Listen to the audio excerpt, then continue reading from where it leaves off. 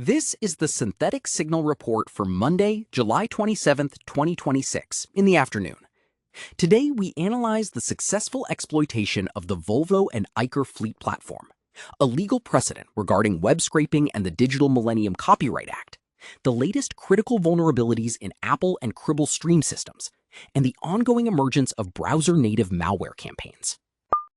In a severe security failure, researchers have detailed an exploit within the Volvo and Eicher connected fleet platform. The vulnerability allowed unauthorized actors to gain full control over user accounts and the vehicles themselves. By manipulating the back-end API, attackers were able to bypass authentication layers, potentially granting remote access to fleet telemetry and vehicle command systems. This is an update to previous reporting on the risks of Internet of Things connectivity in industrial logistics. The research highlights a systemic issue where back-end service platforms lack the hardened identity validation required to prevent high-level privilege escalation. Organizations relying on connected fleet management should treat this as a signal that the integration of digital command interfaces requires immediate, independent penetration testing. A significant legal marker has been set regarding the relationship between search engines and web content. A judge has rejected an attempt by Google to use the Digital Millennium Copyright Act to prevent its services from being scraped. The court ruling clarifies that legal frameworks designed for copyright enforcement cannot be repurposed as a tool to block automated data collection.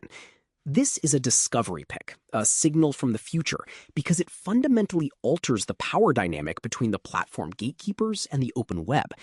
It signals a move toward a more permissive environment for decentralized data indexing, which will likely accelerate the development of independent, non-corporate search and RAG-based AI models. Systems administrators must prioritize an immediate patch cycle. Apple has released updates for iOS, iPadOS, macOS, and visionOS to address two critical flaws. The first is a path handling issue that could allow unauthorized application behavior, and the second is a race condition that enables an app to gain root privileges through improved state handling. Simultaneously, a critical vulnerability was disclosed in Cribl Stream. This flaw exists in the JSON pointer to accessor compiler, allowing a remote authenticated attacker with edit privileges to execute arbitrary JavaScript on the server. Given that both Apple's ecosystem and the Cribl data observability platform are foundational to enterprise infrastructure, these updates require urgent deployment to mitigate potential remote code execution and privilege escalation. Community chatter is heavily focused on the rising sophistication of threat vectors and the defensive challenges they present. First, security researchers are tracking a new malvertising campaign that assembles malware directly within the browser environment.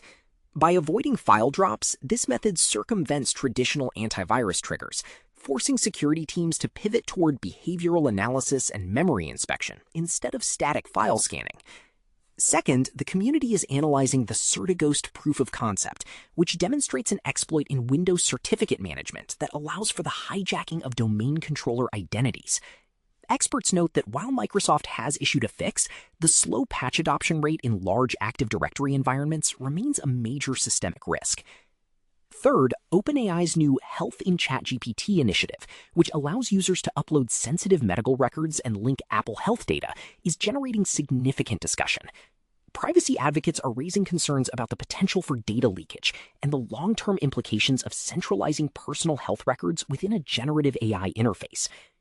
Finally, the recent decision by GitHub to cut its bug bounty program payouts by at least half is being met with widespread criticism. Community members argue this reduction will decrease the motivation for independent researchers to report critical security flaws, potentially leading to more unpatched vulnerabilities in widely used repositories.